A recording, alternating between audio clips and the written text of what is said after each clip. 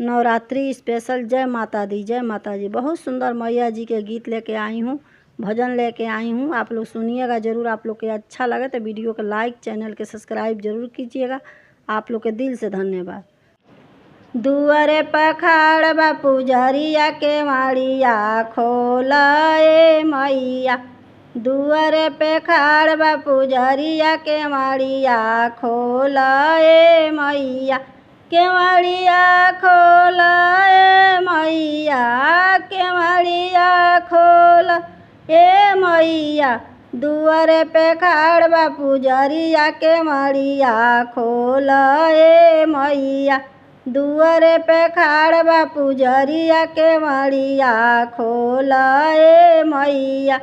मैया जी के द्वारे एक निबिया के पेड़ावा, मैया जी के द्वारे एक निबिया के पेड़ावा।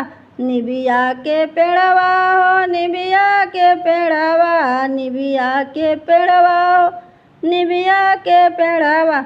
झुरू झुरू बहेला बेअरिया के मड़िया खोला ए मैया। झुरू झुरू बहेला बेअरिया के मड़िया खोला ए मैया। दुआरे पखाड़ बा पुजरिया के मड़िया खोला ए मैया। दुआरे पखाड़ बा पुजरिया के मड़िया खोला ए मैया। मैया जी के द्वारे गंगा बहता है, मैया जी के द्वारे गंगा बहता है, गंगा बहता है, गंगा बहता है। लह लह लहरे लहरिया के मड़िया खोला ए मैया। लह लह लहरे लहरिया के मड़िया खोला ए मैया।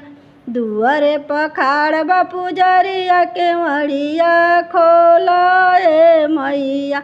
दुआरे पखाड़ बा पुजरिया के मड़िया खोला ए मैया।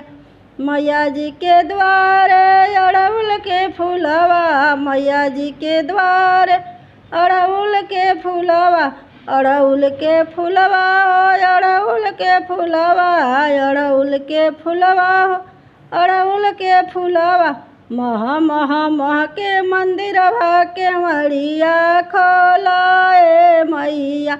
मह मह मह के मंदिरवा के मड़िया खोला ए मैया। दुआरे पखाड़ बा पुजरिया के मड़िया खोला ए मैया। दुआरे पे खाड़ बा पुजरिया के मड़िया खोला